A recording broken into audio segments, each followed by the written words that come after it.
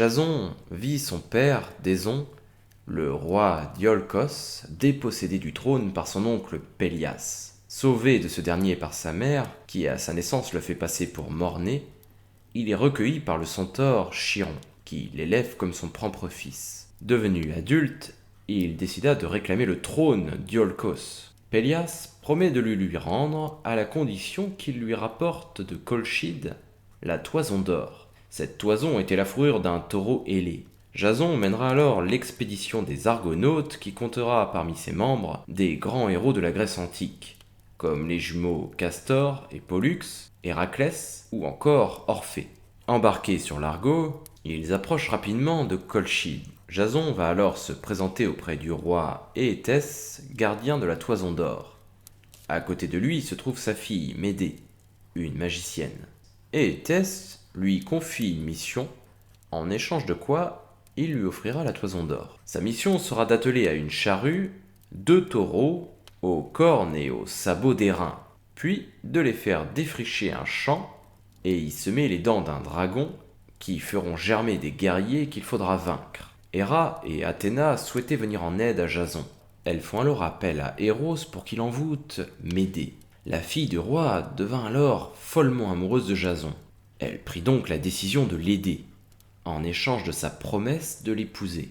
Jason accepta et lui promit également qu'il lui serait à jamais fidèle. Médée va alors lui offrir un onguent qui le protégera des flammes, puis il lui donna une pierre qu'il devrait lancer sur ses adversaires. Jason va alors soumettre les taureaux, puis préparer le champ, et enfin semer les dents de dragon. Des guerriers sortirent immédiatement de terre.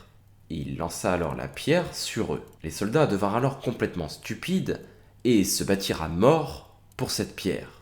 Une fois sa mission accomplie, Jason réclama son dû, mais le roi refusa et chassa Jason de son palais. Médée va alors conseiller à Jason de voler lui-même la toison d'or. C'est alors que Jason va s'emparer de cette toison, puis va prendre la fuite sur l'Argo, aux côtés de Médée et de son demi-frère qu'il avait pris en otage. Mais une galère du roi les pourchassait.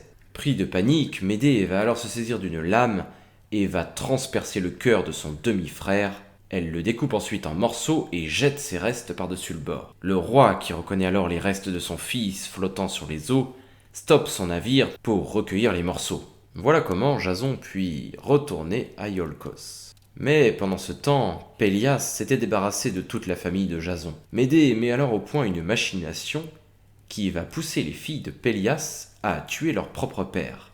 Elle leur annonce qu'elle est l'envoyée d'Artémis et qu'elle veut rajeunir leur père. Pour rendre leur père jeune, rien de plus simple que de le précipiter dans un chaudron d'eau bouillante qui serait censé le rajeunir. C'est ce que ces dernières vont faire. Et le pauvre Pélias va mourir ébouillanté. Cependant, les habitants de la ville ne voudront pas de Jason comme roi, et placeront le fils de Pélias au pouvoir. Jason et Médée seront alors exilés à Corinthe, où le couple vivra heureux pendant 10 ans, et aura 2 fils. Mais un jour, le roi Créon de Corinthe proposa à Jason la main de sa fille, Créeuse, en échange de quoi il deviendrait l'héritier du royaume. Jason accepta, et décida de bannir Médée de son royaume. Mais avant de partir, cette dernière offrit une robe à Créeuse, qui l'enfila, mais le vêtement était piégé, et Créeuse s'enflamma. Elle mourut aussitôt.